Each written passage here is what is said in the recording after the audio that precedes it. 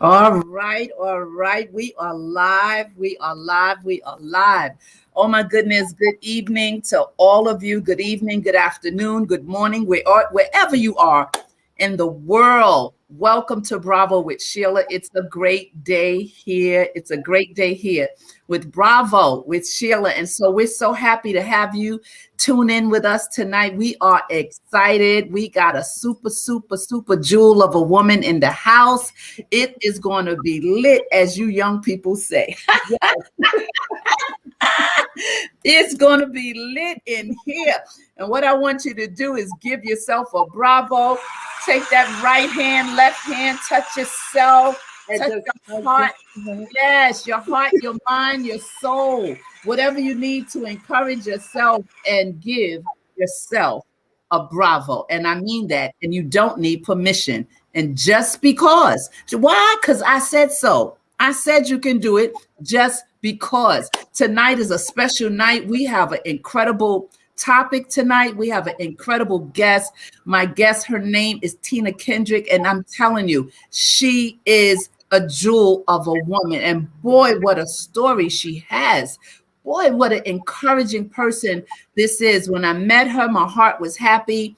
When we talked and shared, I just fell in love with her heartbeat in her life and her story. And so tonight, we're going to talk about so much, and I'm going to let her be herself. One thing about this platform, we are authentic. We're from the heart. There's nothing fake about this platform because there's nothing fake about me. I mean, this, but that's about the extent of it, right? That's about the extent. But I am a true transparent person. And I love to be transparent because I love to help women move from pain to power and from power to victory, right? There's always victory down the street, no matter what you're going through. And I say, give yourself a bravo because I don't know what you've been through. You don't know what I've been through. Sometimes people never even know what you feel on the inside. Sometimes you're in a group and no one even knows you exist. They just see how you look. You know how we wear the mask and look how we look. But in the inside, I want you to be healthy, whole, and happy. And so this platform is to build you up, enrich your life, give you some spirituality, just to help you, It's girl chat. It's just girl chat. This is not an interview. This is girl chat. So welcome, welcome, welcome, Tina Kendricks. Oh my goodness. Let me put your banner up. I made a banner for you. Oh, thank you. Banner up. Tonight's spotlight is on Tina Kendricks of C. She's the CEO of CKS Beauty's Point Spa. Yes, it's everything there. And she is the New York City body sculptor. Oh, yeah, but she does it. She does it. Let me tell you, a lot of people have no clue about this. God has given her a specialty. He has gifted her. He's blessed her. Women trust her. They come from all over. Even in her place of business, she has students coming from so many different places, different states to be trained so that they can take this gift back. I mean, she's just an incredible woman. I don't want to tell her story. I ain't stealing her thunder. I just want her to jump in. So welcome, Tina. Welcome. Well, thank you. Thank you for having me. Yes, I'm excited to have you.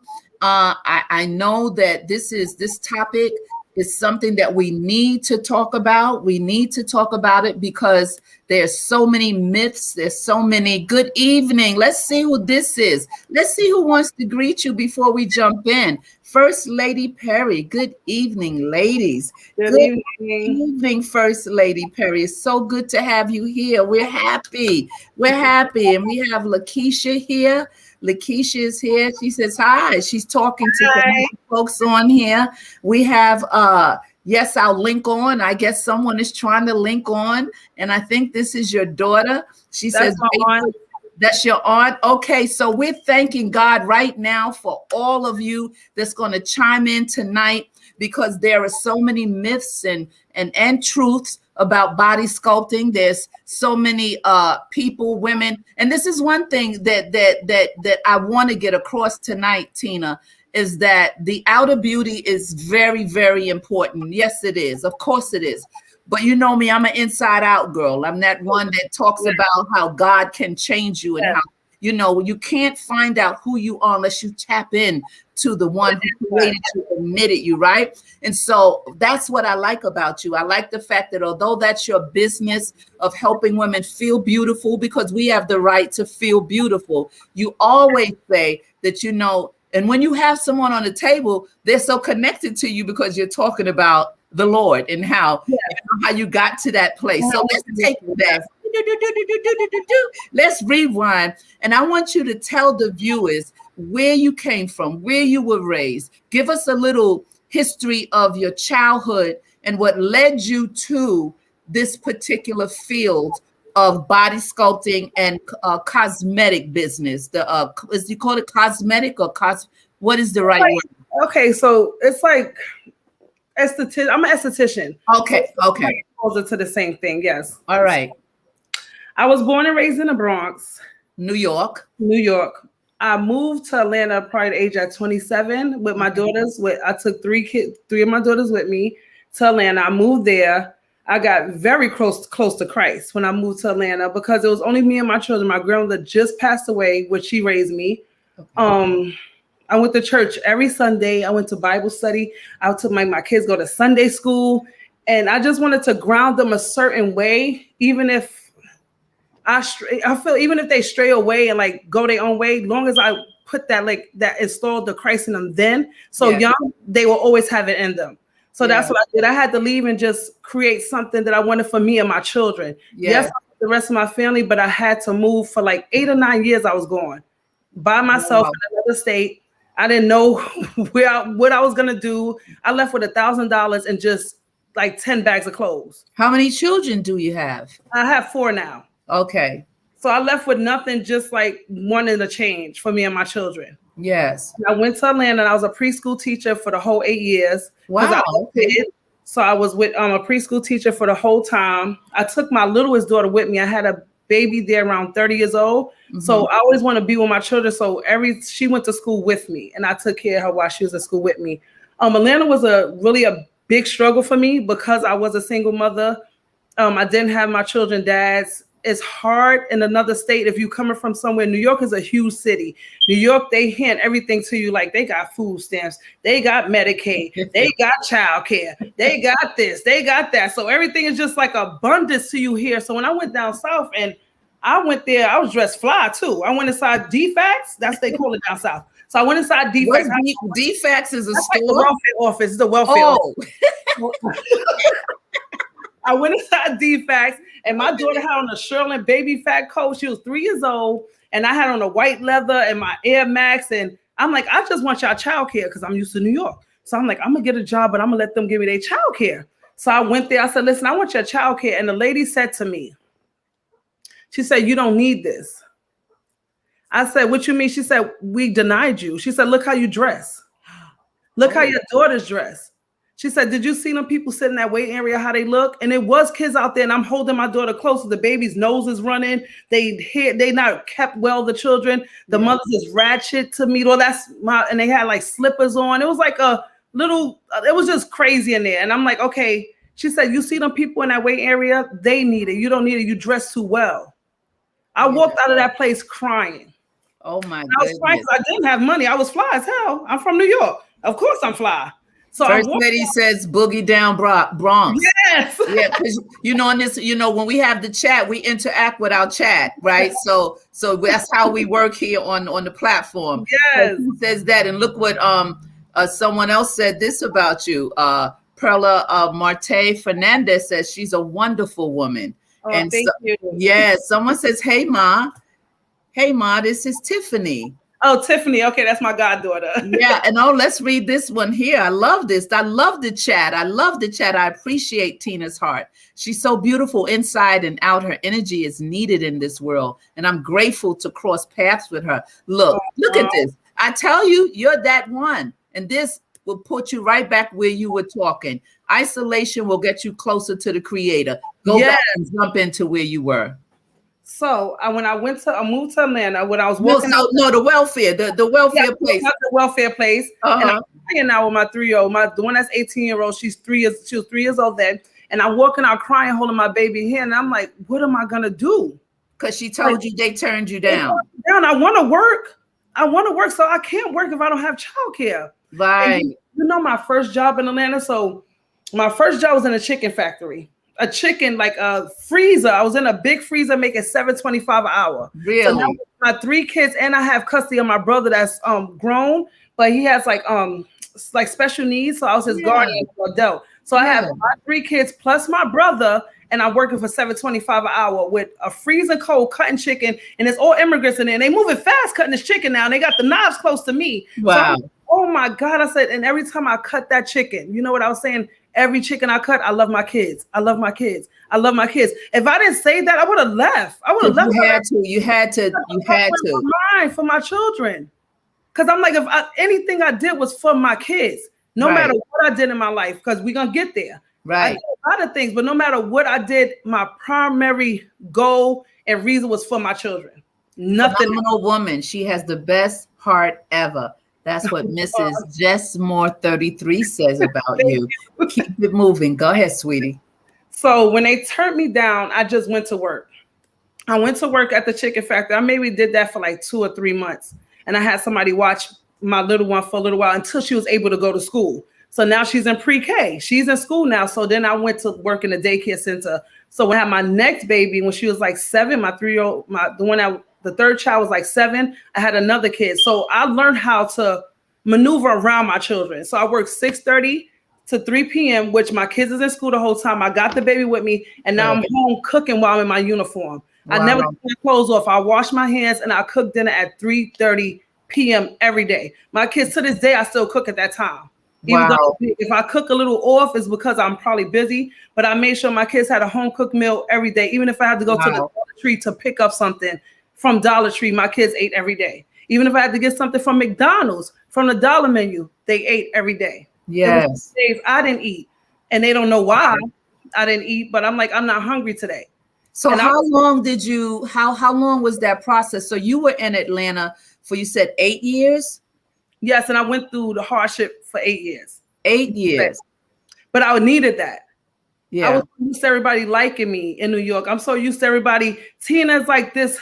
Like, talk about that. It humbled you. It humbled me. Yes. Because I was so used to being liked. I was so used to everything being handed to me. So when I moved to Atlanta and nothing was like, every door slammed in my face. Not one thing was like, oh, you Tina, now come on in. I'm going to help you. I'm going to do this. And nobody helped me.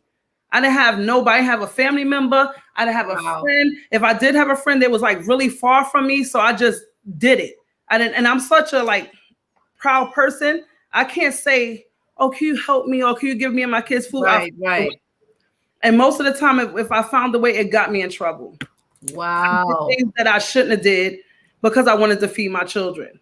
So I get it. Listen, women, that's what this platform is about. Stories, how we triumph, how we fall, how we get up, how we fall, how we get up. I say for my life, I said I stepped on a lot of potholes and a lot of landmines that blew up the pieces of my life, right? Yes. And and the whole point of talking to you and so many women on this platform, is to encourage, to remind women that you're not a mistake. Mistakes are what we do. They're not who we are.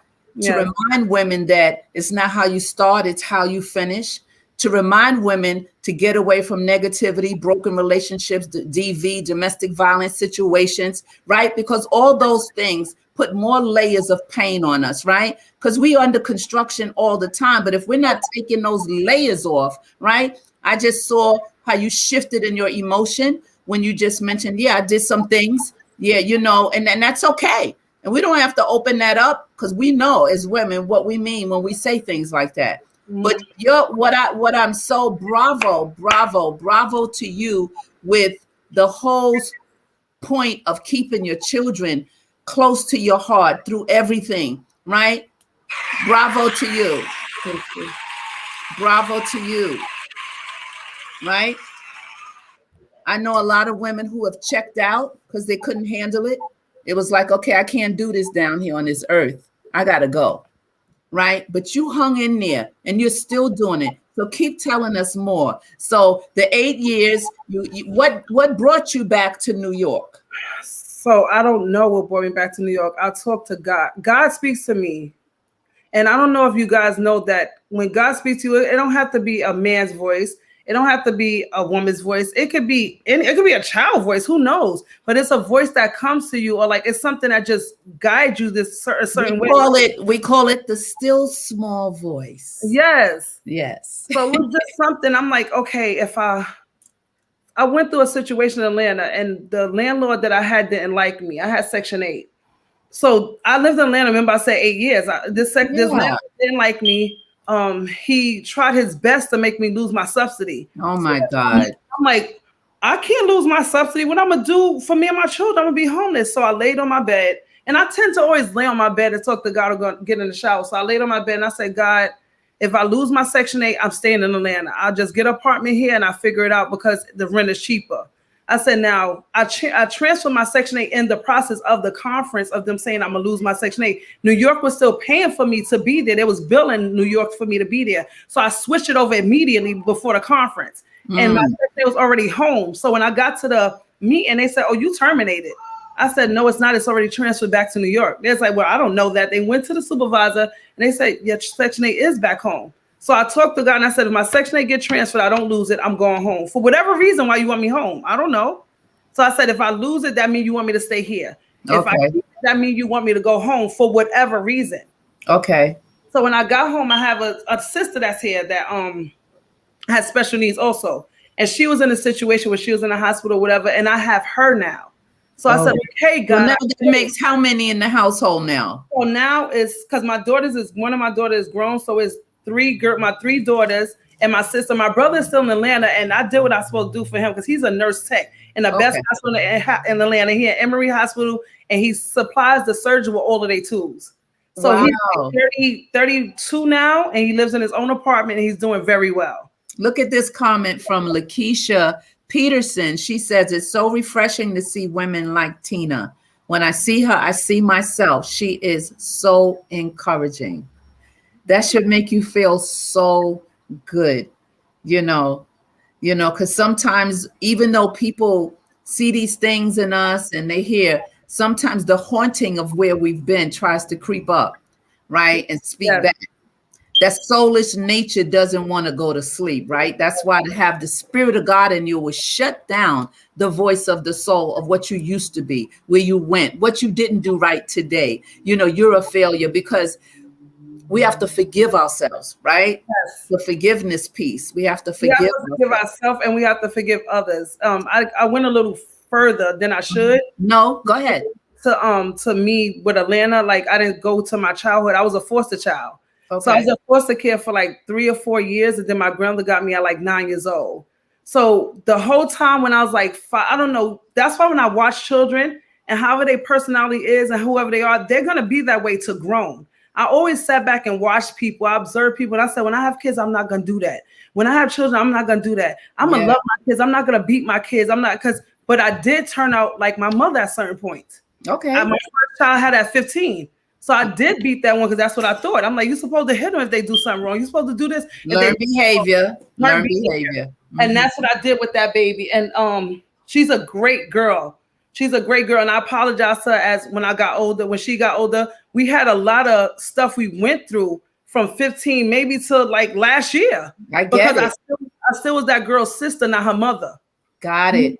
I wasn't her mother. When she needed me, I always be like, I would send her to school by herself. I would do things like, you just gotta be strong. You gotta be this, because I didn't want nobody to ever walk off. I've been molested. I've been through things. Yes. So I didn't want my kids to go through nothing I went through. So I made them so rock solid. Don't get no money from men. If you I don't care if you're at the store and you short 50 cents. Don't take it from a man, because nothing's for free. So I always try and install certain things in my children, but I made them a little too tough because of what I've been through. But they very strong girls. They very good girls. And I did that because of me not having my mom. I tell my kids I love them every day. I understand that. Look pretty. Sometimes they hear not done. I'm like, you look pretty today. Because all my love and support came from men. So if a man told me I look good, that's when I felt like I look good. I didn't want, if a man bought me something, that's the way I got a nice bag. But that was the little girl, and see, we have a little girl in us, and I don't know if you know that just a couple of days ago, I have the mother-daughter series that I've been doing. Oh, I didn't know So that. I had my middle daughter on 2 days ago. And when I asked her to be on the platform, she's a coach. And she said, you know, Coco, you met my daughter, right? And she wanted to talk about forgiveness. So I was like, whoa, okay, because we've had from time to time a tumultuous relationship. And when she said to me, well, do you mind? I said, no, I don't want you to hold back. I want you to free women. I want you to free people. I said, well, let's just talk about it. And it just flowed and flowed. And we talked about that period of time that you're talking about. Yes. You know, when your daughter was young and you weren't there for her the way, well, you didn't know really how to be the mom. I didn't know. We talked about how I had her the same day her father was murdered, right? So we talked about the cause and effect of me being 17 years old and a widow with 2 little girls. And so when you talk about, and then she said, but I had to learn to forgive. I had to learn to understand. She said, Ma, when I did that, I was like, well, what was she supposed to do at 17? What was I supposed to do with that? I was a runner. So I understand. I understand what you're saying, because keeping still was making me depressed. And plus me being a singer, I was singing here, I was doing this, I was singing there, I was singing. But that kept me going because of the trauma that I experienced, you experience at a young age, molestation, homelessness, childhood pregnancy, those things, man, those are layers and layers and layers of things that pile onto us. And in life, at some point, we got to start taking the layers off.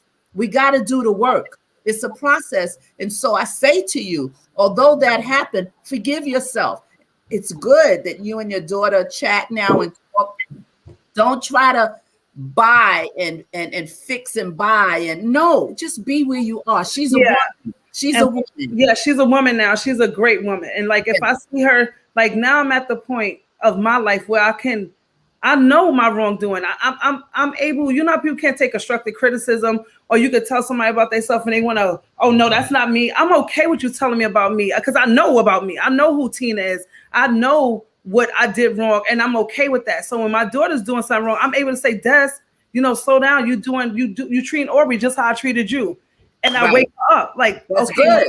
That's good. To like stop her, because nobody stopped me. But she watched it. So again, learn behavior. We know we know there's generational curses that we have in our families and stuff. But the fact that this is why I know talking to you, I just loved when I met you some time back and we began to talk.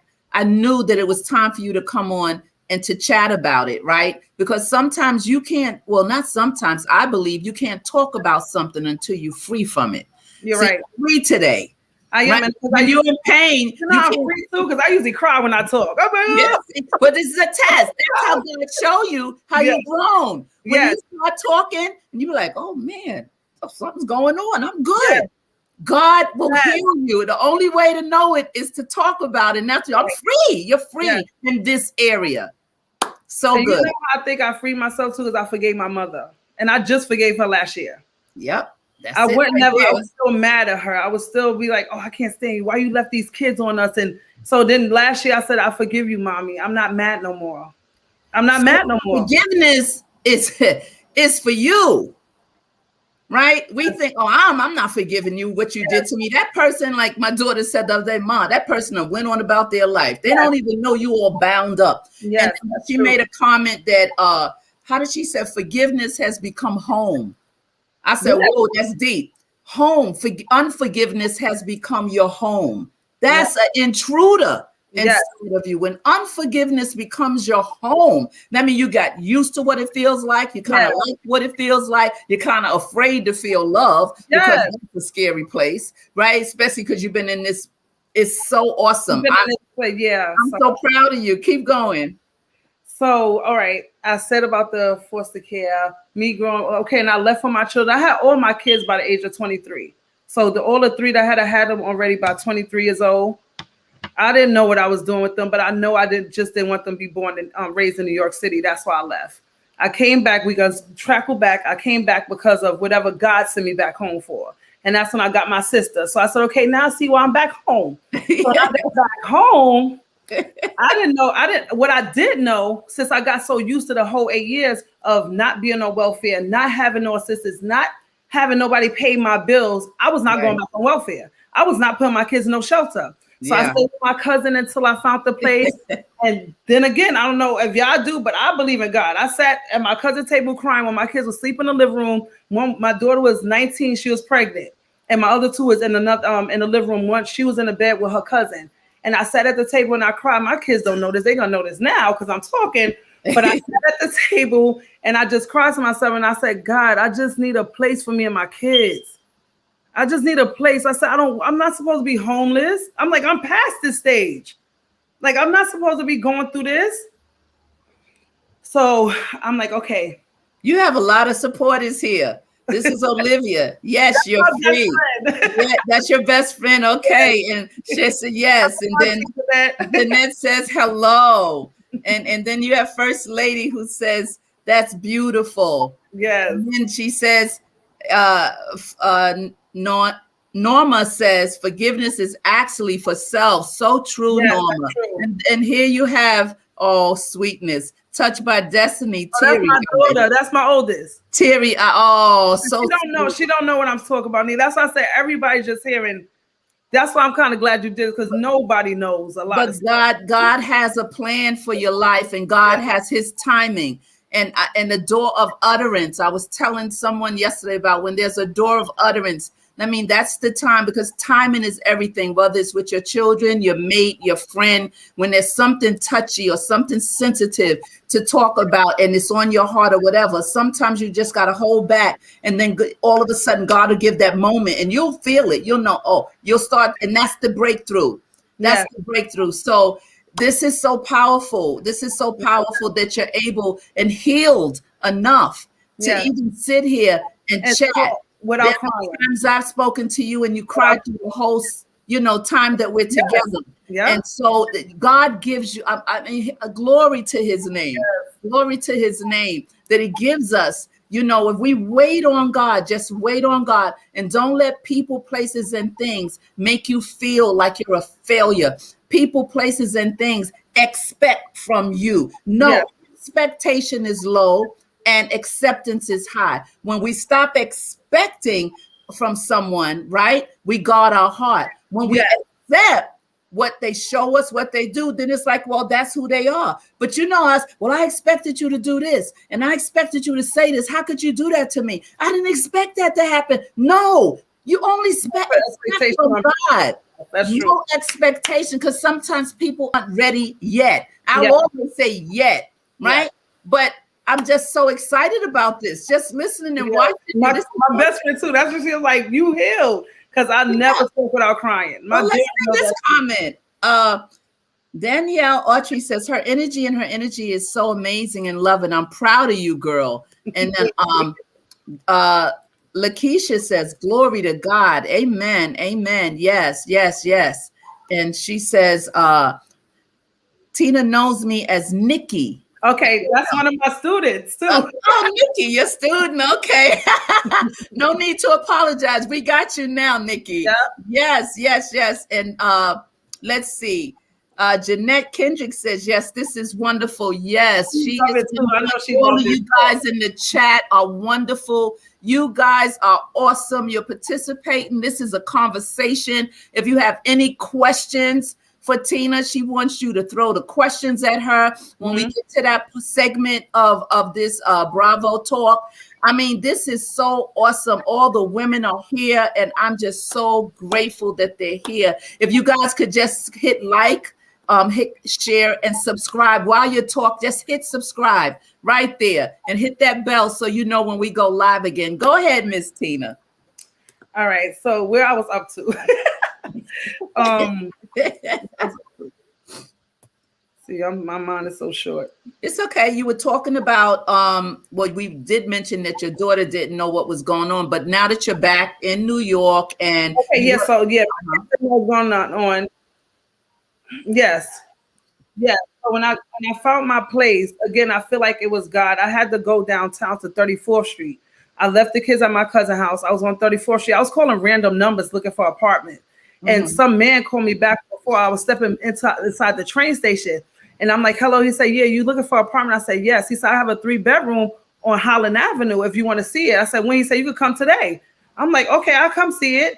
So I went to see the apartment. It was in a private home, a 3-family home. I had the access to the backyard because I never wanted to move my kids back into a tenement. They didn't know what a tenement was. Right. So I'm already giving them a culture shock, bringing them from Atlanta to New York. I'm not going to totally throw y'all in the wilderness by putting y'all in a big building. So yes. Perfect. It was a 3, and a man was like, I said, well, I told him my situation. I'm just coming back from Atlanta and I don't have much money, but I'm willing to pay because I really wanted that place.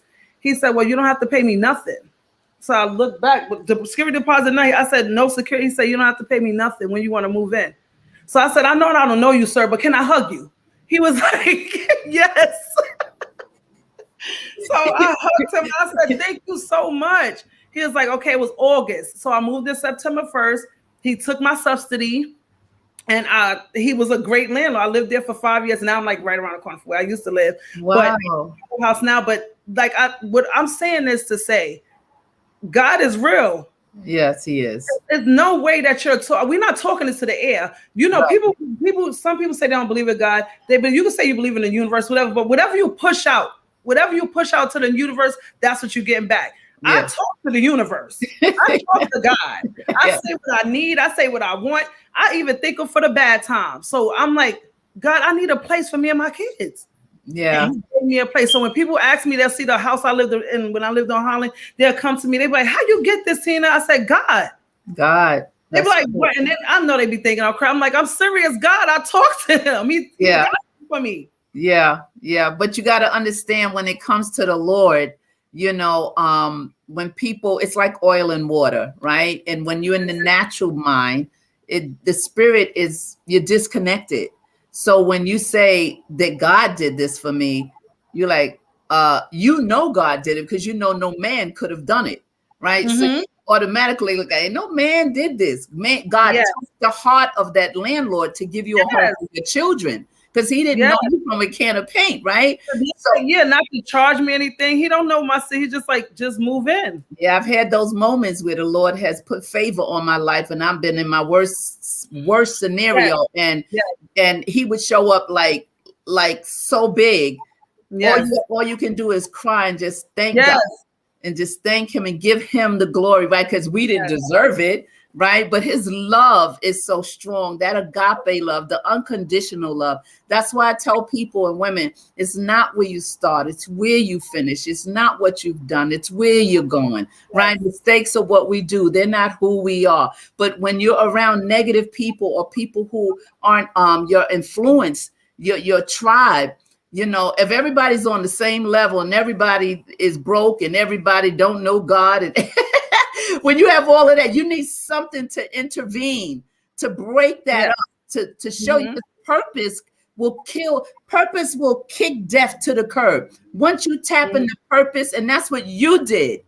We're going to segue into tapping into purpose after you get your last thought about this, because I want to get to the part about your business, how you started that, how did that turn on the inside? Yes. Remember, Psalm 139 says that we're fearfully and wonderfully made, right? Psalm 139 said that you were knitted in the womb, woven in the womb of your mother. That's some deep stuff right there. That means God was in the room when your mom and your dad was making you, and he was putting everything in you at that moment, right? Weaving it. So people think they bump into purpose. No. Purpose is in us. We're born into this world. We get left, we just get all messed up. That's everybody that when I have my speeches, I said, listen, all of us have a thing. So people be looking at me like we all born with something. You just got to tap into it. We all born with a gift. Yes. So let's talk. Go ahead. I want you to segue into that because, oh my God, I'm so excited. Let's see what she says. Tina, was there a time in your life when you were frustrated with God or your faith withered when you went through hard times? Good question. Good question. It's a lot of times in my life I question God and why me. Like if I'm so favored, if I'm such a good person, if I'm such a good-hearted person, why am I going through so much? Why do I keep crossing paths of people that don't really love me, that hurt me? Why am I getting abused by men? You know, it's like I went through, and it's like, why am I going through this, Lord? Like, I thought you loved me. Like, but he give his strongest, his hardest battles, he gives to the strongest soldiers. Like, so he know what I could take. He know what I could deal with. And I had to go through all them trials and tribulations to get here. It built character. It made me who I am. There it is. There's the word.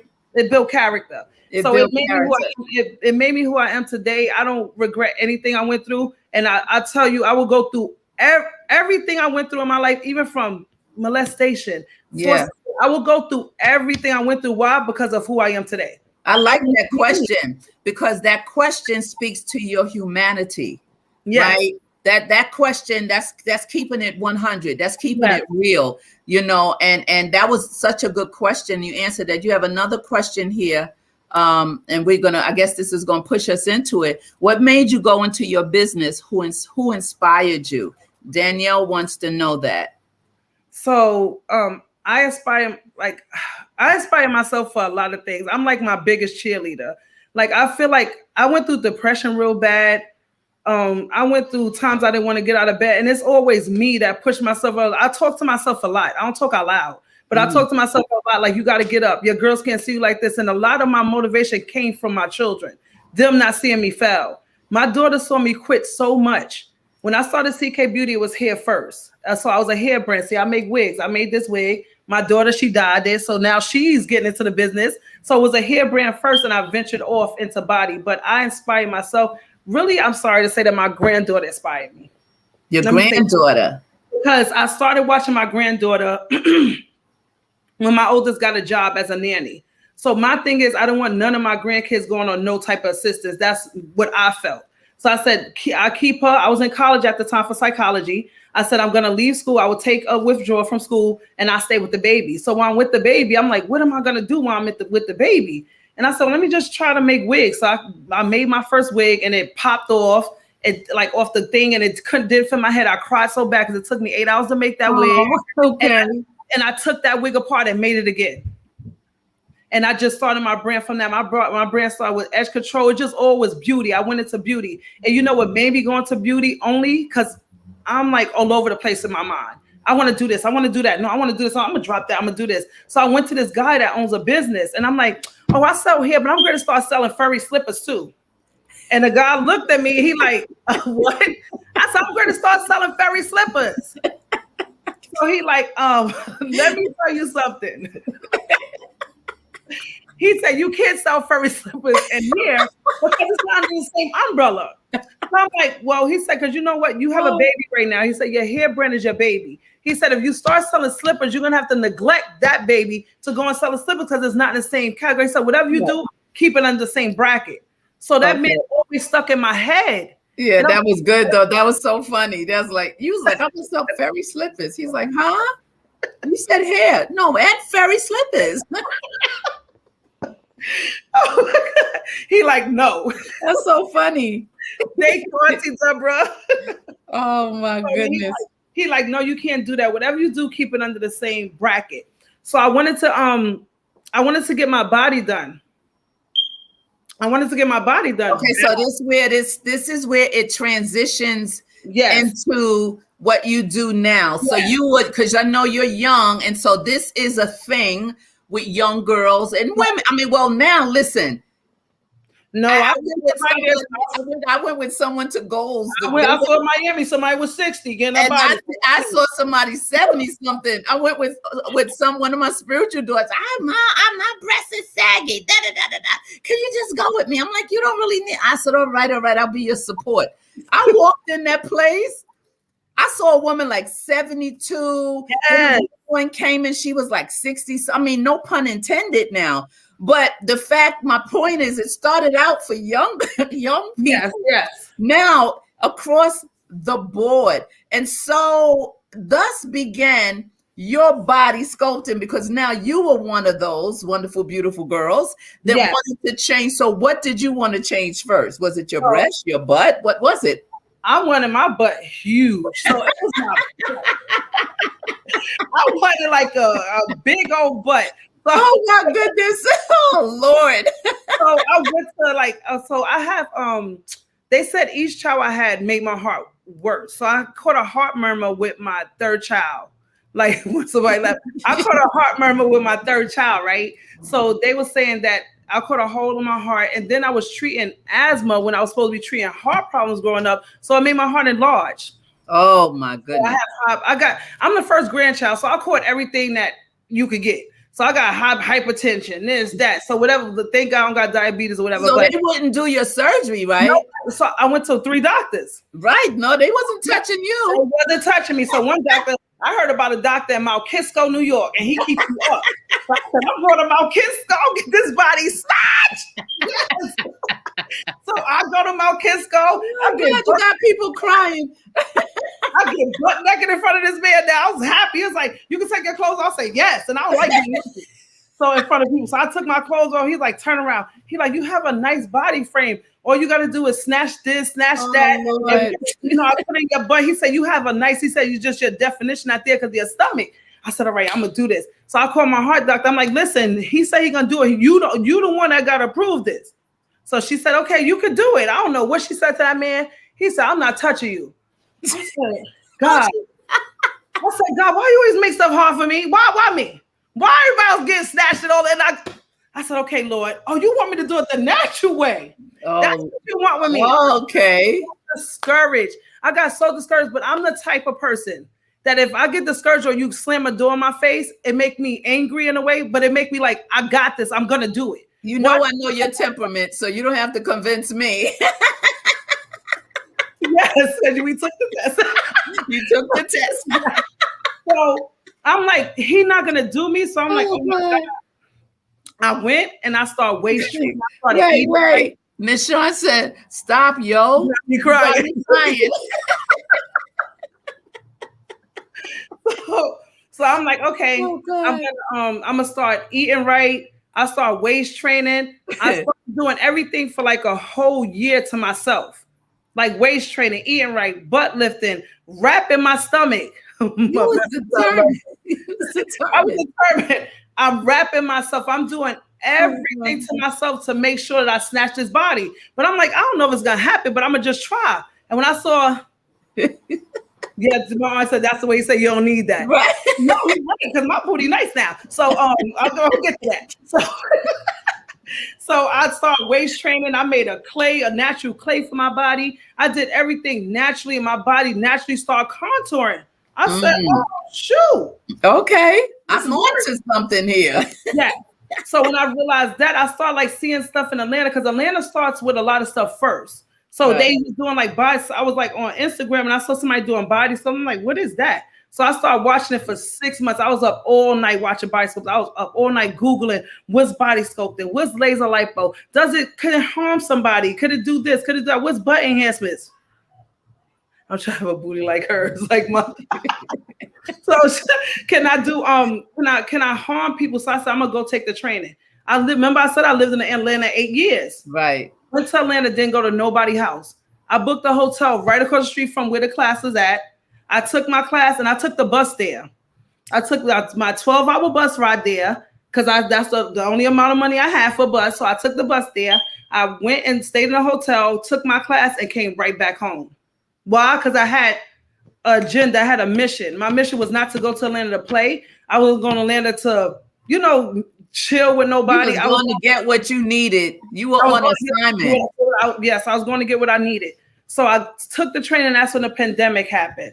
When the pandemic happened, I was able to just sit in the house and practice, find out different stuff do more research.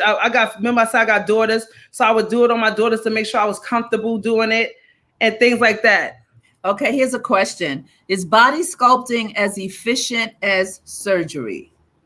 That's a good one. Yeah, it is a good one. That's a very good question. And a lot of people don't think it is because as women, we want instant gratification. And we want to go lay on that table. We want to pay 12. We don't care 12, 20,000. Lay on that table, let them tuck, suck, and do whatever they do to us. And then we're okay. No, you're not okay. Because after that, you still got to come to somebody like me. And you got to maintain it. You got to maintain your body. And with body sculpting, the same way as laser lipo is just called is laser lipo. It's the same thing as invasive lipo. It's just using laser and energy to get to your fatty cells and break them down and burn them. And they turn into liquid, you pee them out. They do not come back. Just the same way as get traditional lipo. The same exact thing. It's the same. Traditional is just using machinery to get rid of the fat versus you going in there getting that quick, tuck and suck like that. So the process is a little bit more, it's more intense and longer opposed to just getting stuff cut off of you. Yes. Although after you get the surgery, you still have to maintain the weight. You still need somebody like us because you got to get lymphatic drainage massages. And lymphatic drainage massages, that's what they don't teach. They don't tell nobody. My niece, Mani, she's a nurse. So I trained for lymphatic drainage. She came to my shop and she said, well, what's this board, this poster? I said, that's for lymphatic drainage massage. She said, they don't teach this in nursing. And you want to know why they don't teach that in nursing? Because lymphatic drainage massage is good for anybody. It's good for men and women, children. It helps if you got like an infection in your throat. You could do lymphatic drainage massage and you can get rid of throat pain. If you got nasal congestion, I do a lymphatic drainage to your face. The nasal congestion go away. If a person have any elements in their body, cancer, stomach problems, if I do a massage to you, I could get rid of all of them toxins. Why would I tell you about lymphatic drainage massage and get rid of toxins if I need you to take this medicine to act like you're going to get better? Right. Lymphatic drainage massage is very good for anybody, any and everybody. It's not just for people that get their body done. And I try to educate people on that when they take my classes. I explain that to them. I made my own manual, my own booklet that I sat down and did that booklet by myself, word for word. I researched and wrote everything down so y'all know everything that y'all need to know about lymphatic drainage, about body sculpting. And it's nothing dangerous about body sculpting at all. It's just machinery that you're using. You just got to know what you're doing. Is it painful? No, it don't hurt at all. Only if you're doing skin tightening or cavitation, you have to move at a certain speed because the prongs get very hot. So you just got to keep your arms moving very fast just so that you don't hurt the person or burn them. Let's see what Danielle says. Her detox teas are amazing. I've seen amazing results on myself. Keep rapping. It's the bomb. Oh, yeah. All right. So I have a detox tea. So when someone coming to me, I feel like me doing body sculpting was my calling from God, because when people come to me, I don't only I don't lay them on the table right away. I look at them. So say if they come into me and I see that they're not mentally prepared to lay on my table, if I see that they're not physically ready to lay on my table, I let them know, and I'm not trying to hurt their feelings or anything. I say, you got to mentally be prepared for this, because it's a mind thing first. We could all say, I want to lose weight. I want to have a nice body. But if you're not mentally prepared for that, you're still going to be the same size. You're still going to sit there, eat them donuts. You're going to sit there, still eat them Doritos, because I just did it today. And I supposed to be understand. That sounds, that sounds accurate, because the mind is everything. Yes. And the mind is everything. Yeah, that makes a lot of sense. So you have to tell them to start from the mind first. So I send them home. Yep, because I messed up. That's my best friend. So body sculpting is needed. Wait, here's a question here. Norma says, are the results permanent? Nothing. I'll be honest with everybody. Nothing is permanent if you don't put that work in. I don't care what you do. You could go get your body done. You could get a tummy tuck. You could get laser lipo, BBL. I see girls get 3-4 rounds. Why? Because nothing is permanent if you don't maintain it. You have to maintain your body no matter what you do. If you work out for 2 years and your body is dope, and you start working out for a whole year, you're gonna fall off. Your body not gonna look the same as you working out 2 times a day. So nothing is permanent if you're not putting that work in. I don't care what it is. That's so true. It's so sidebar, my knee, I got hit by the car. Remember I told you I was crossing the street in Mount Vernon and the cab ran the light and crushed my tibia and everything. So, I've had those 3 surgeries and I was forced to get a knee replacement on my right knee. And so, it kicks up, it bothers me. And lately, so I'm talking to my youngest daughter, she has the same temperament as you. And so you could imagine the conversation. So I said to her, oh God, I think I need to get an MRI. She looked at me, Mom, you need to exercise. She said, So you think you're not supposed to, you got the knee replaced, you're not supposed to exercise your leg, your knee? How can you maintain it? The muscles are dropping. The muscles are just whatever. She said, you don't need no MRI or no. She said, you need to exercise. You need to move your knee and your leg, because if you don't maintain what they did to you, it's going to collapse on you. Yes, no matter what they did. Yep. Same difference. Same difference. Anything in life is nothing is permanent. If a relationship ain't permanent if you don't put work in it. That's anything in life. You have to put work in. For laziness, though. I am not disciplined with exercise. I'm, she's a baller, and she's been athletic. People that are athletic by nature, they get up and work out, go to the gym. And so again, she says, well, so how you feel? She said, I saw my back. She said, well, I don't know why you expecting your body to give you what you didn't give it when you were younger. I'm like, you know what? I'm not even talking to you anymore. Yes. But it meant, I was like, yeah, you're right. What was say? That's true. You gotta put you can't make excuses. And so I have to, you don't know right now, you getting on me without even knowing it. I'm like, okay, I hear you. See, God is using you too. It's like coming right at me. Yes. Yes. That's why I talk so much. People are like, you talk to me. I'm like, you don't know who needs to hear what I gotta say. Yes. So the maintaining. So to answer that question is, it's not permanent, but you can upkeep it with maintenance. That's it. Yes. Now, is it costly? Is it something that will, is it, I don't want to get to prices. So let's not go into that. I want to stay right on the vein, because your chat has pushed you into this. We didn't segue into it. They did. That's why I'll probably have to talk to you again. We have to do a part 2, because there's so much to talk about. You could even have your students on the platform on here. We could really get into it, because there is a myth that body sculpting is for women who are fake. Let's talk about how the stigma that women, they get body sculpting or surgeries, that they have no self-esteem, that they're shallow. There is a population of women that get that are people pleasers, right? Yeah. Women can be people pleasers, and they'll get fixed up or whatever just so they can appease certain men to like them. But on the inside, they don't really have a lot. So again, the mental, the mind. Why? The question is, why do you want this? That's where it starts first. Right? Mm-hmm. What are you looking for out of this? Right? If someone comes to you and says, because I remember you told me one time someone came, I don't remember the whole story, but you had to ask her to leave because she wasn't mentally ready to be on your table. You felt energy when she came in. Yes. So when if I feel like you're not mentally prepared to like be on my table, I'm not just going to take your money. Because again, I'm doing this wholeheartedly. I'm not just doing this with my mind. I got to touch these people's bodies. These people get naked for me. Like, it's our energies connecting with each other. So with us connected energies, I'm not just touching anybody that's not mentally prepared. I don't care how much you pay me. All money, not good money. That's how I look at it. Right. I've spoken to I had went to Miami with someone. Look, she drags me everywhere. And while we were there was a young lady who was very, very sick from the shots and from the surgery. Mm-hmm. And she couldn't sit. She was laying on her stomach. She had to travel to that place laying on her stomach on a train because she couldn't fly, because she couldn't sit down, because her butt had totally collapsed, and no doctor anywhere, no surgeon anywhere would touch her.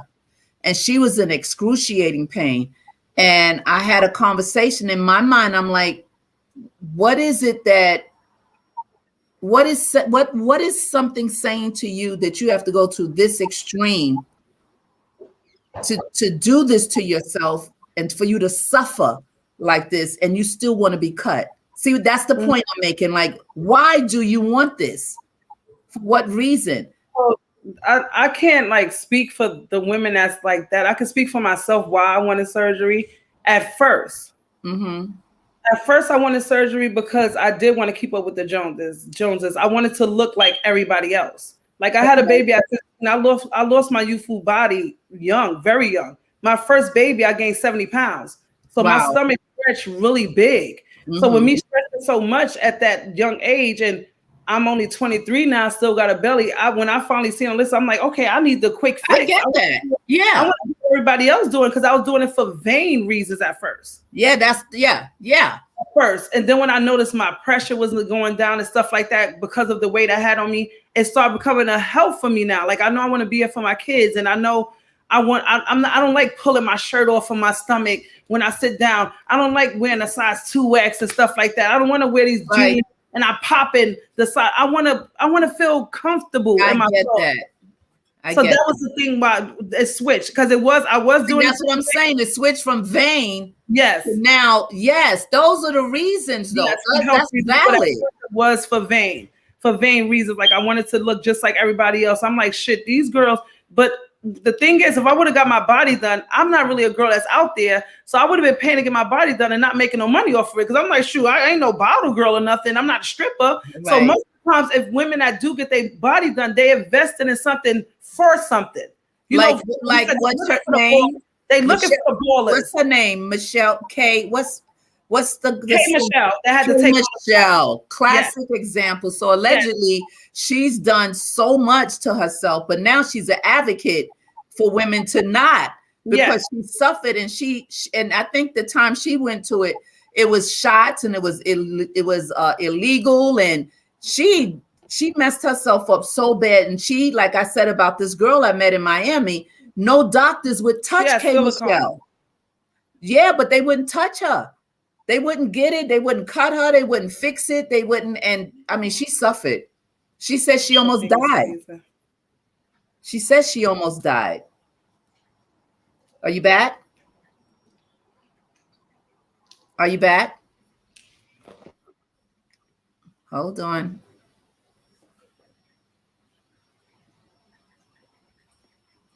I think her computer is frozen, so just hold on, guys. Just hold on.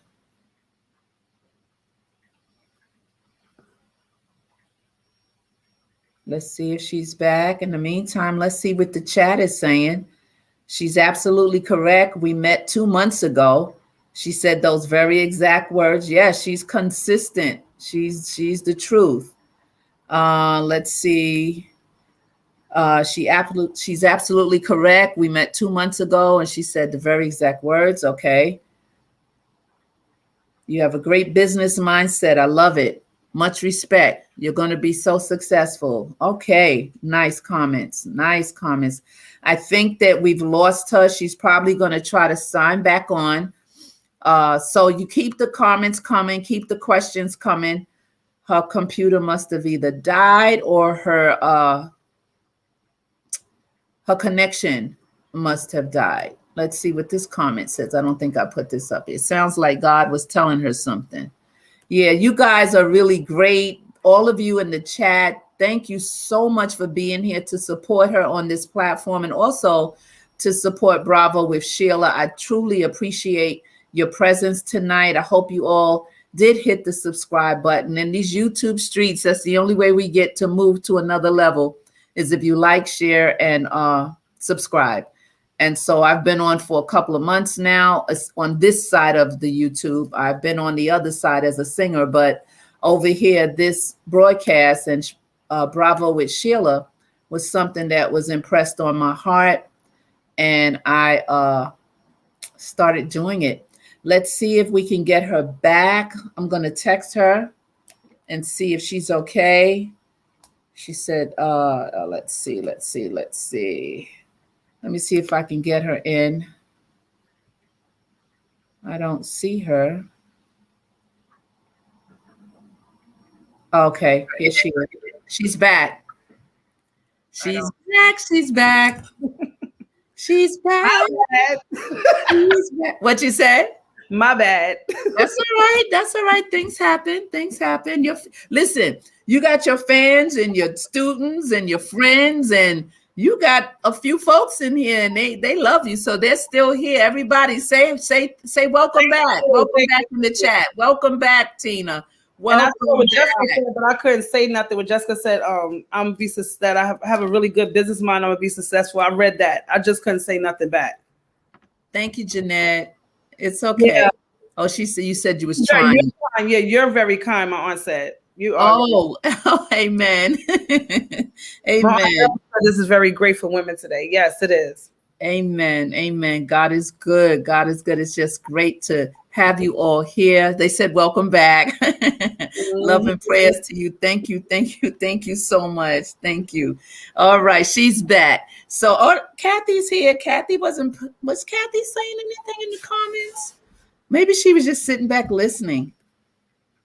Let's put Kathy up. What'd she say? Yes, she's back. So she must have been there. All right, let's go. So we're going to put a pin there. And I know there was something else you wanted to say that you didn't finish saying before your chatters, the people in the chat pushed you into, which was wonderful, which was great. But I didn't want to chop up what you were saying. We have around 30 more minutes. Okay. Welcome back, Boo. That's what, let me put her a little something. Welcome back, Boo. Keisha is so funny. So you were saying, before we jumped off and veered off into your business, you were talking about, I don't know if you were talking about the barriers that you went through before you got to the business. No. What happened with the puffy? That's what the slippers. Yes, the slippers. Segued you into just doing hair. Somebody in the comments said they were there when you started doing hair. It was way at the top. So how long did you do wigs and I still do them now. If I have like my private people, my clients, my regular clients that still come to me to get a wig made by hand. But for the most part, I just do body sculpting. So I did wigs for 2 years, and I just added body sculpting last year to my brand. It seems like you've been doing it 2 years, the body sculpting. No, I think so. Yeah, it is 2 years. It is because I started 2019, almost the end. Yeah, seems like that. And then the pandemic happened. Yeah. Yes. Someone said I give you a big thumbs up. Can I give you a big thumbs up, yo? These are some of the comments I missed. They're going so fast. They're writing so much, and I'm missing stuff. So I was trying to find the one about the wigs. It's somewhere up here. But anyway, keep going, sweetie. Just talk from your heart. I stuck with women and beauty. So wigs, body sculpting, all that stuff is together. Oh, my daughter said for real as super mom. So I stuck in the same bracket. I made sure what a life we had, but you never gave up. Yes, Destiny, that's my oldest. Sweet, that's sweet. So I stuck in the same bracket with women and beauty. So I did hair. So I wanted to be able to take care of women from head to toe. So if I'm already doing wigs, I have waist trainers now. I have detox body rep. I have tea. I have everything that I could cater to women from head to toe. So that's why I just make sure I stuck in the same bracket as beauty. Yeah. So you've built an enterprise. Yes. You built it. All you can do is keep going up. Brain. I just kept masterminding stuff. Yeah. All you can do is keep going up. Yeah. Eventually you might franchise because I see you all over the world. That's what I want. Yeah. I see you all over the world. Like it's somebody in Africa that came to me. I taught her her sisters, and she wanted me to come out to Africa to teach. So I'm like, I just wanted to be where my brand is all over. But I want to, if I do have franchise, I would want to pick the perfect people. If you're going to say, I want somebody like me. If you're going to have this name, CK Beauty, I want them to represent my brand totally and have the same heart as me, not into it just for money, because I'm not into it just for the money, because I am you. When I post on my page on Instagram and stuff, when I say you are me and I am you, I mean that. Like it's some days I don't want to get out of bed still. It's some days where like I have asthma real bad. So right now my weight went up. My weight don't go up from me eating. My weight go up from being on steroids so long during the pandemic. So I have some days where I don't feel so good about myself. It's some days that I don't want to do, but I have to. You have to keep going. You have to keep going. Yes, absolutely. And I just think that God is not done with you on so many levels, you know. Um, I just believe that this is just the best is yet to come. Mm-hmm. You know, the best is yet to come because you are not just someone who can fix a body, you can fix the heart of people, right? Yes. You can fix the heart. You can relate to almost any woman that lays on your table Yes, exactly. because you've gone through so many things, right? The odds were against you, but your motivator, when we had the mother-daughter convo, Coco was saying how she was so bitter and how she would, you know, couldn't forgive. She said, and when she was drinking 40s and not doing the right thing, she said the only thing that motivated her was her daughter. That was her greatest motivator to get her to have with masters and all the things. And it's the same thing with you. Your children My children were your motivators. And I Yes. think everyone needs something outside of themselves Yes, motivate them. that's true. We all need something to wake up to look forward to, right? Because life happens continuously, right? You Yes. know, and we need something that we can see or something we desire or something we could dream about or something we can go back from years ago and say, what happened to that passion? We all need passion speaking on the inside Yes. of us, right? Yes. We all need to forgive ourselves no matter where we've been as women, no matter what we've done, didn't do. We need to know that if we're looking for a mate, let that happen. Let him stay in the oven until he's ready. Because we've done enough of taking men out of the oven too soon, right? Yes. So we know we suffer with that. And we don't need any more layers on us that will short circuit purpose, right? You are right in the middle of it. Now, are you completely, are any of us this complete woman with no issues? No, we all have certain issues. But you know, it was a time you had a 5-piece luggage set. You might have a little cosmetic bag now, and that's okay. Yes. Have a little bag. Everybody has a little bag, but we need to drop off some of the luggage to fulfill because God can't release. He can't release the resources unless we're ready. Yes. Right. And God knows when we're ready. And sometimes we're like, well, why is God not doing this and that? Like you were saying, and why da da da da da da. But as soon as you forgave your mother, stuff start opening. That's true. The Bible says that when we don't honor our mothers and fathers, we make our lives short. That's true. That's a powerful scripture, right? And a lot of times we have conflict with our parents, conflict with other people, but we have to expectation low, acceptance high. Don't expect from people, and then your heart will be guarded, right? Your heart won't be in pieces. But we have to sit in our own stuff. You got to sit in it, and that's what you did. I did it. Yes. You sat in it, and you faced you. You faced the good, the bad, and the ugly. Yes. Women, we like to just look at the cute stuff, right? And I mean, Michael Jackson was on it when he said, "Man in the mirror, look in the mirror. When you walk away, do you remember what you saw?" And so because when you were Are you okay with you see in the mirror? Say that again. Are you okay with you see in the mirror? If you're not okay with you see, you have to change something. Yeah, but a lot of times people fake the move and wear the mask and they pretend like I'm good today. And you're not. Because we can get away with it. Women can always get away with the outer stuff, Yes. the cute stuff, the bags, the this, the that, right? And smile and, but someone who's of deepness can the Bible said deep call into deep. You can see when someone's in pain. But while you were in Atlanta and you were sitting in it, girl, you were in it. When you went into that welfare office, it's funny because New Yorkers are so spoiled, right? We are. And the only way women or people can know that is if you travel. Like I'm a world traveler, right? So I see how different people struggle. When I went to Africa, when I went to all these different places, and I was like, wow, we are the worst. We're so spoiled. Yes. Like, really.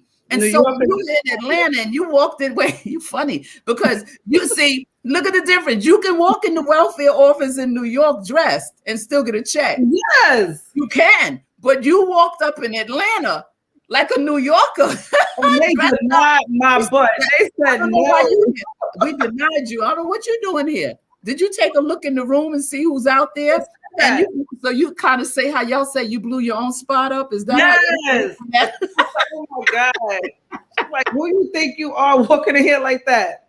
But like Pastor said, when she put in the comments, she put in, let's see what Kathy says here. Kathy says, also, happy, happy, beautiful again. Much love. Yeah, that's your girl, Kat. But like the pastor was saying, I lost my train of thought. She was saying he'll separate you. And that's isolate you. That's what she said. That's what happened with me. Yes. She said you'll be isolated, and you were isolated. I needed that. Yeah, 8 years. That's a long time. Because my aunt, one of the aunt is on here. I don't remember if she remembers she said something to me. But I'm remember, I got a lot of pride. I should change that, but God can change it, not you. Yeah. So I have a lot of pride. So my aunt told me, she said, you'll be back when I was leaving. Oh. So that stuck in my head the whole time, you'll be back. And I'm like, no, the heck I won't. I wanted to come back 6 months in. But the fact that she told me I'll be back, I sat there them 8 years, but I needed those 8 years. I went on life support in Atlanta. I had a terrible asthma attack and went on life support. But when I was passing out, the thought that came in my head, like I called the ambulance. I was supposed to go back to work, right? Because I was sick. They said, don't go back to work. You have to wait until your disability, whatever, kick in. I'm like, I can't sit here. I only got my daughters. Oh, they got my brother. Okay. I'm like, hi, DJ Will. Platinum. Welcome. I'm like, I can't sit here and wait for, for disability. I'm gonna go back to work. So I tried to go back to work. I was working like this lady house. I was like 90 years old. And she had like, they get cold easy. So she had the windows closed. She had carpet.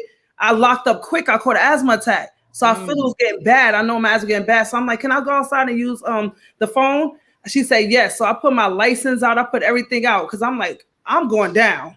So I called the ambulance and they like, stay on the phone and talk to me. And I said, miss, I'm dying. That's what I said to the lady. So when I said that to her, I felt myself passing out. I said, fuck my kids. Excuse me for cursing. I said, fuck my kids, because it's just me.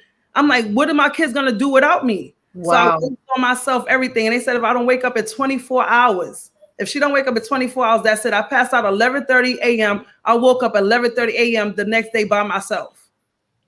And within 24 hours. So I thought it was the same day. So when I woke up, I got the tubes in my mouth and I'm like telling the doctor, come in. I'm like, he like, yes. I said, he said, you want to write? Because I got tubes. I can't talk. So I said, yes, I want to write. So he gave me a pen and paper. I said, why am I here? They said you had a really bad asthma attack. So we had to intubate you. So I said, okay. I said, where's my car? They said, your friend got it. She was standing there. I said, okay. My best friend flew there in a day because they said I had 24 hours to live. She came that same day. So I said, okay, I said, where's my car? They said, I said, take it out. Can I go back to work? They said, no, you can't go to work. So I said, take this out. He said, well, you want them tubes? I said, yes, take it out now. He took the tubes. I was talking just like I'm talking now. He said, I never heard no one talk after getting tubes removed out of their throat talking regular. It didn't even seem like I had nothing down my throat. And I was talking just like I'm talking now. And I was better.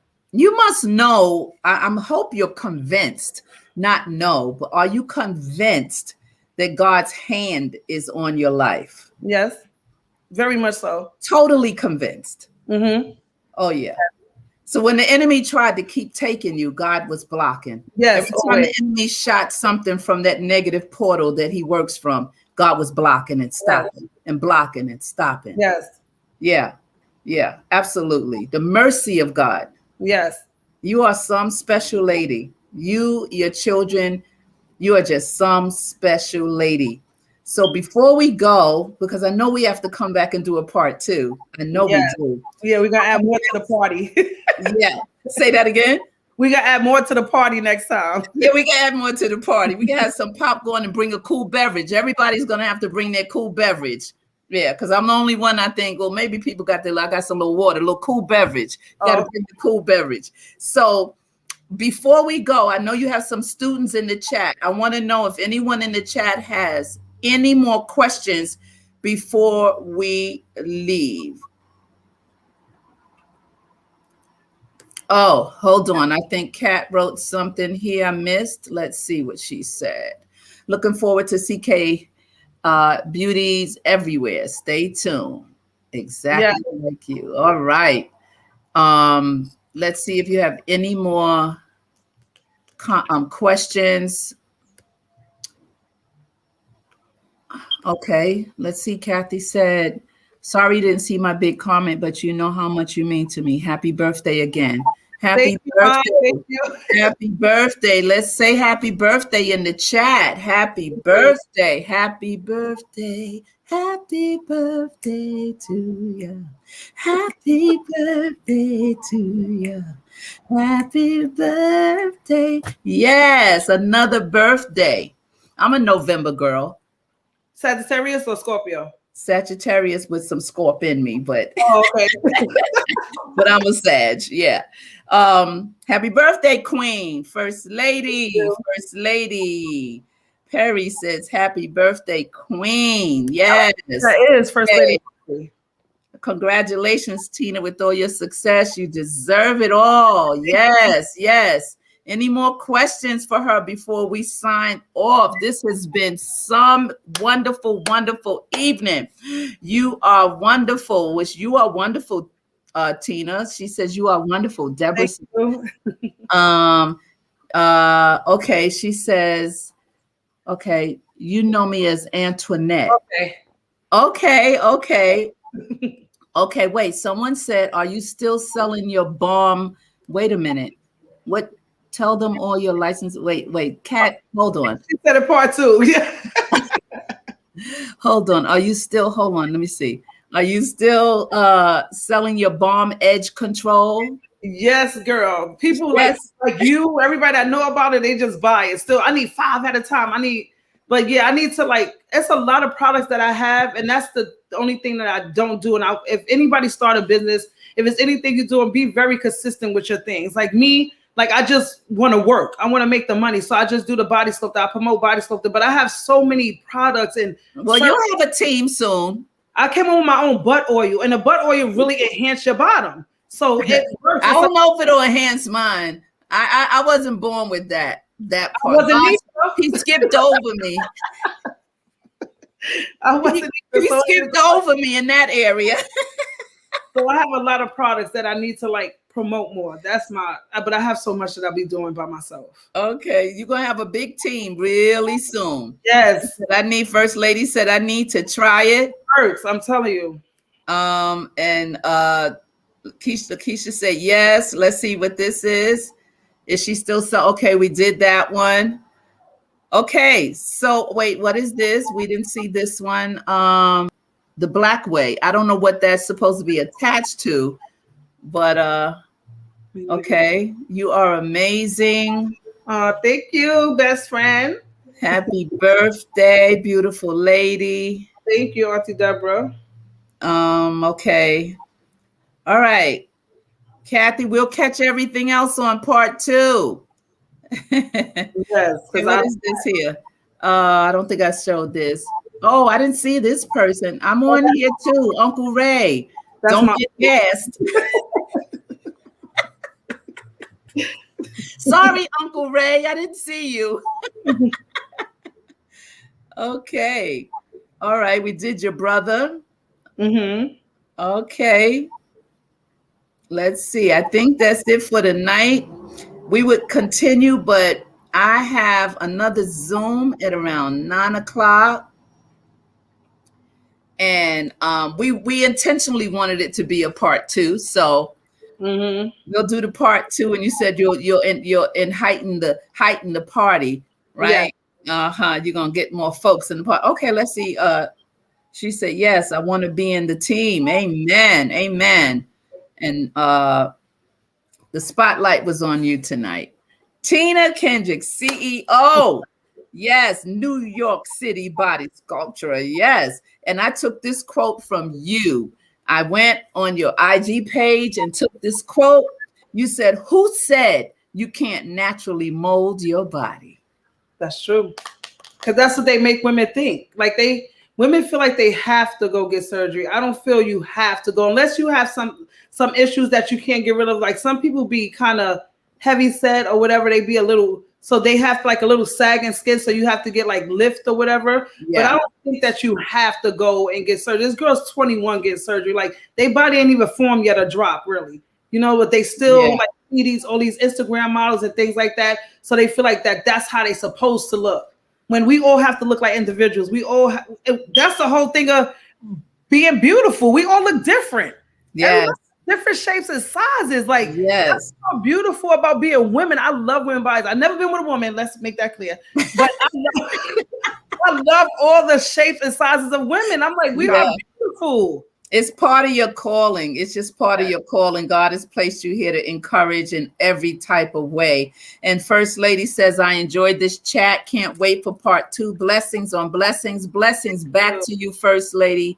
Blessings back to you. Blessings to all of you. I mean, this has been a wonderful night. I am so excited. I knew that it would be a great night talking to Miss Tina.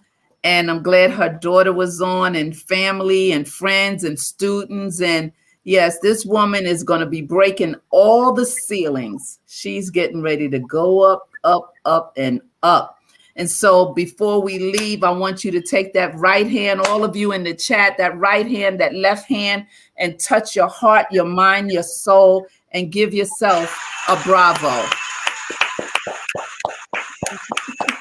Give yourself a bravo, because just because, and you do not need permission. You don't need permission to give yourself a bravo. It's just because no one knows what you've come through. Encourage yourself. Don't wait for someone to encourage you. They may not show up. If you got people around you and they do, that's a wonderful thing. But you have to learn how to encourage yourself. So we're going to sign off after you tell your handle on IG and give information how someone can reach you. Please do that now. Okay. So I'm on Instagram at cksbeauties.spa. And I have a hair page also, is CK Beauties. So you'll find both. Once you click one is under the other. I also have a website, www.ckbeauty.shop. And if you want to book me, that's on my Instagram page. You click book now and you can come meet me in person. Awesome. Awesome. All right. That was a wonderful promo. Wonderful. And so tomorrow night, Bravo with Sheila will be back on this platform tomorrow. We have, who do I have tomorrow? I think I have a Friend in Your Pocket. Yes, she's all over IG. This lady, you just got to tune in for her. Friend in Your Pocket. And then Saturday, I have Nurse Ivy Johnson will be with us. And so next week we'll have Tiani King and Heaven. You guys might know them from the Ellen Show when Heaven was really little, dancers. And anyway, we just have a lot of things set up for you. And on Saturdays is when I do my my own teaching. This Saturday, I'm going to be talking about spiritual warfare that women go through. We're going to be talking about that. I'm also on Kingdom Purpose TV, 12 noon on Saturdays. So I'm just being obedient and doing what God has for me to do right now in my life in this assignment. You can also go to Apple Music and download The Best of Sheila Ingram, Volume 1, and The Best of Sheila Ingram, Volume 2. That was released last week. So it's been a great night. It's been a great time. I'm so happy all of you were here. Bravo to all of you. We'll see you soon. Tina, don't move. We have to sign off, but I am so happy. Thank you, guys. Thank you for tuning in. I appreciate it. Yes, and remember, when nothing changes, nothing changes. And what do you have to do? I heard you. Keep it moving. Yes.